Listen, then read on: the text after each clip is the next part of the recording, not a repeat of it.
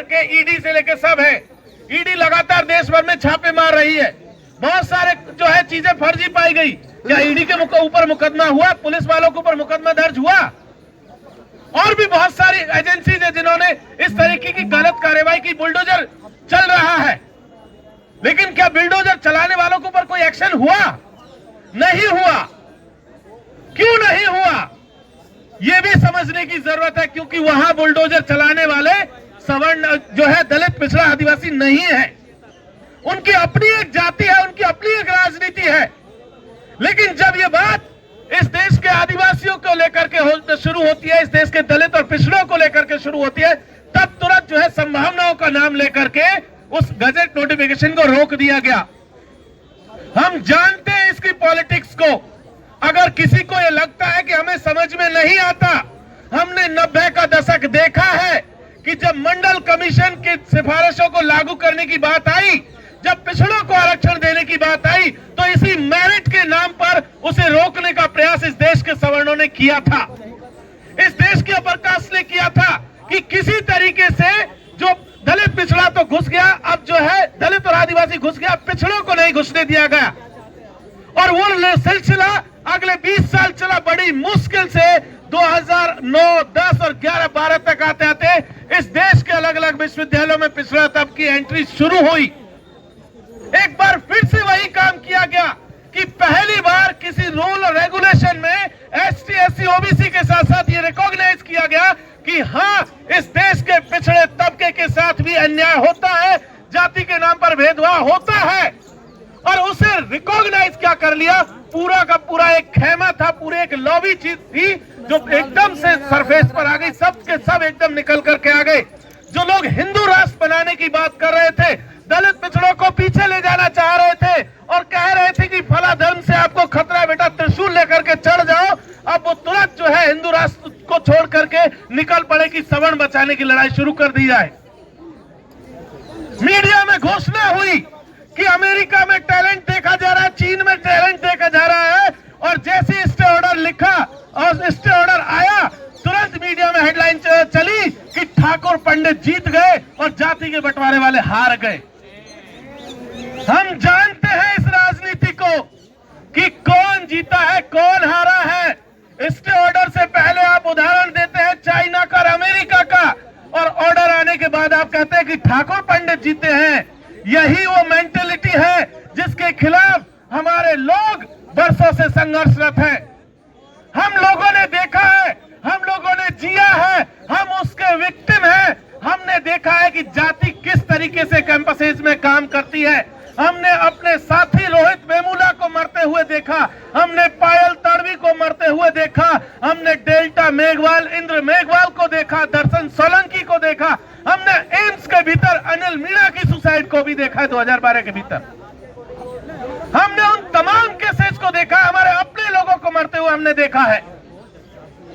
लेकिन यहां एक तरीके से ऐसा माहौल बनाया गया कि एक सड़क पर चलने वाला रिक्शे वाले से लेकर के शंकराचार्य तक उठ खड़े हुए और कहने लगे कि इस देश के सवर्णों के खिलाफ एक कानून आ गया है। जिस तरीके का नैरेटिव शुरू हुआ, अभी तक जो प्रधानमंत्री को जो है बड़ी बड़ी बातें करते थे, प्रधानमंत्री को हिंदू राष्ट्र का सबसे बड़ा मुखिया कहते थे, उनकी जात खोद करके ले आए, कहने लगे ये तो तेली है, इसकी शक्ल देखते तो दिन खराब हो जाता है।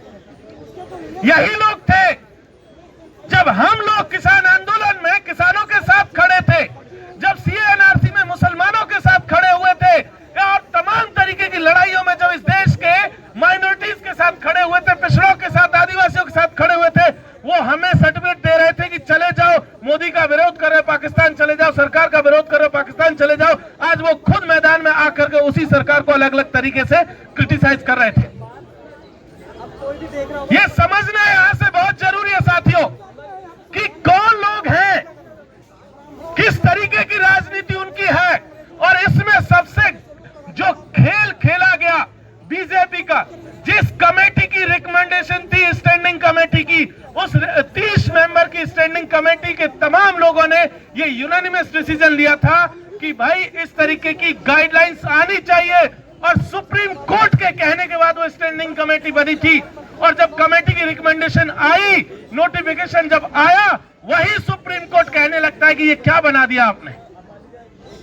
और वही बीजेपी जो उसके सपोर्ट में थी, वो तमाम लोग कहते हैं कि भाई जो है हम तो इसका सपोर्ट ही नहीं करते, हम तो जो है सरकार के वकील जो है सुप्रीम कोर्ट के भीतर जाकर के गजट नोटिफिकेशन को डिफेंड तक नहीं कर पाते हैं, वो उसके पक्ष में कुछ नहीं बोलते हैं। तो क्या ये राजनीति जो हो रही है हमारे साथ में हमें समझ में नहीं आती है? हमें आती है। हमने पहले भी जाना है, हमने 200 पॉइंट रोस्टर के मौके पर भी इसको जाना था, हमने ST/SC एक्ट में भी जाना था, हमने मंडल कमीशन के दौर में भी जाना, हमने हर दौर में इस चीज को जाना है कि कौन सा इकोसिस्टम है जो इस देश के दलित, पिछड़े, आदिवासियों के खिलाफ, महिला और दिव्यांगों के खिलाफ काम कर रहा है, इस देश के शोषित पीड़ितों के खिलाफ काम कर रहा है। वही इकोसिस्टम ये वो है जिसकी इस देश के विश्वविद्यालयों में 90% से ज्यादा की हिस्सेदारी है। इस देश के तमाम विश्वविद्यालयों का आंकड़ा उठा करके देखिए, 99% से ऊपर वाइस चांसलर इस देश में सवर्ण है, 97% से ज्यादा जो आपके प्रोफेसर हैं वो आपके सवर्ण ग्रुप से आते हैं। तो हमें ये मालूम है कि कौन लोग हैं, किन का इकोसिस्टम है और किस तरीके से हमारे साथ में जो है बिहेव कर रहा है। लेकिन साथियों, इसके बावजूद भी हमें ये बात समझनी होगी कि जो लोग लगातार हमारे खिलाफ ये मोर्चेबंदी कर रहे हैं, जो हमारे खिलाफ जो तमाम तरीके की साजिशें कर रहे हैं, जो हमारे खिलाफ जो साजिशें रचते हैं, उन साजिशों को भी बेनकाब करने की जरूरत है। इसलिए हमारे लिए बहुत ज्यादा जरूरी है कि हम अपनी आवाज को मजबूती से बुलंद करें, ताकि हमें हमारा हक जो इस देश के संविधान में मिला था उसे हम बचा करके रख सके, और ताकि ये लड़ाई को आगे मजबूती से लड़ा जा सके। यही बात कह करके मैं अपनी वाणी को विराम देता हूँ। बहुत बहुत शुक्रिया। जो है जय भीम, भूल जोहार, संविधान जिंदाबाद, आदिवासी एकता जिंदाबाद, दलित एकता जिंदाबाद, हम सबकी एकता जिंदाबाद।